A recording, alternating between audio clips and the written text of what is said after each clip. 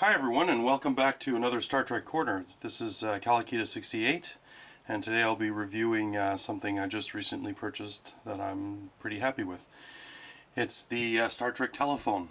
It was made in 1994. It's by a company called Telemania, and this is a pretty rare item these days, and when I did purchase it on eBay a couple weeks ago, there was three. And so it's starting to get a little bit popular. People are getting rid of it, or this one was actually in the box. And so it's the 1701. It's Kirk's Enterprise from the original series, with a couple of different features. First of all, it is gray. It's not quite white like it is in the series. And the other thing is different is the bottom of the saucer section is quite big. It comes off the secondary hull like that, and you'll notice that it's the earpiece. So, and here's where you talk. So that's why it's big. They needed to get a speaker in there. Although today they probably could have fit a speaker in something this thin. But I don't know. They just decided to put it a bigger speaker. So it's a good size. It's light. It's made of plastic. One thing that people are really upset about is the buttons. You'll see the buttons here have no letters on them. It's also hard to dial this way, I find. We're all used to dialing with 3 rows of numbers like we usually do on every phone today, basically. And then you have the star, the number, the redial. Now this one's interesting. One would think that it's a hold button. In actual fact, it's a hook button. And that's kind of disturbing when you're thinking that you're putting someone on hold, and you end up pressing on that and you end up hanging up on them. The reason for that is because the hanging up function on this is right here. It's this little button here, and you have to kind of like get your finger in there and you get it stuck. So when you need to hang up, that's what you do. One thing that I don't like about this is when I am on the phone, this part here of the secondary hull digs into my cheek, so it's really not a comfortable phone to talk on. You know, I kind of hold it like this, but it doesn't feel good for holding either. It's not a kind of phone that I'd want to talk on for a long time. And if you look underneath, you'll see that there's a couple of options here. We got the tone button here, and we got the sound button, and here's the speaker. Now what the sound button is a sound done from the show, and a ringer is just a normal phone ring. Then you got the tone and the pulse. So let's see what that sounds like. Also, when it rings, the Bussard collectors ignite as well, so let's watch for those things. There's two, this one here as well. This is shiny at the top, but it doesn't light up. So it's just the Bussard collectors.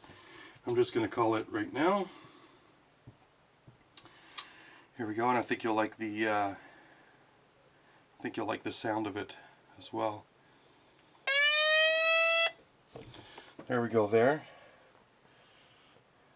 the Bussard collectors igniting on, and it's an electronic sounding red alert sound. So it's all right. It does a trick. It's loud enough for me to hear.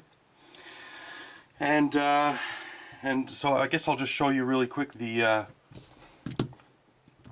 redial feature.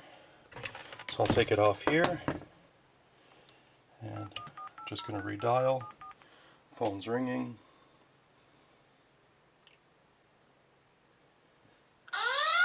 And that's what it's supposed to sound like. That's my cell phone. So that's the actual sound that it's supposed to be like. So it's just an electronic version of that. So there it is. That's the phone. Every time you hang it up, you have to be careful to put the wire in between the back of the secondary hull like this. Otherwise it won't hang up. But I've never had a problem. It always hangs up. I always look for the gap between this part here. It'll be quite prominent, kind of falls into the right place.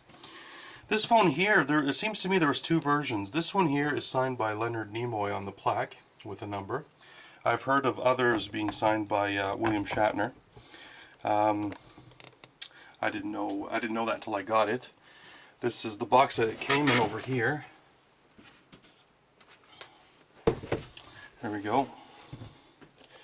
There's Leonard Nimoy. There's the crew, and you'll notice the price down there. It says $69, and I remember when this was in the stores. Now this is an American price, and I am Canadian. I remember this being in the price for about $120. The $70 American is probably a later price. Is probably sitting on the shelf for quite a while. I don't remember these things being sold very much. The back looks the same. Some of the features that you see there. The numbered certificate of historical data that you get, as the number 2 shows there, is just this. Certificate of Registration and Historical Data. It tells you about what the Starship Enterprise. I don't know, if you're a Trekker and you're getting this, I don't think you need to know all this stuff. You kind of know that stuff. And then you get a Telemania sticker here. And that's it. So what else is it? It says red alert sounds and warp nacelles flash when phone rings. Yeah, exact replica of original USS Enterprise. No, it's not, because of the saucer section. Regular ringer option, yeah. Pulse tone switchable. FCC approved, redial button and mute button. Recommended for ages 8 and over. Yeah, because it's just not a toy. So that's it. I always wanted to get this, and I didn't because there's no features. I mean, by the time when this came out, there was phones with all kinds of other features, like you know, an answering machine. I got one with a screen, and the fact that this didn't have letters on the buttons just didn't do it for me. So that's why I didn't get it back then. But right now, it just sits on my desk upstairs, and I'm happy at being there. So that's it. I hope you enjoyed this review. This is Calakita68. Until next time. Bye.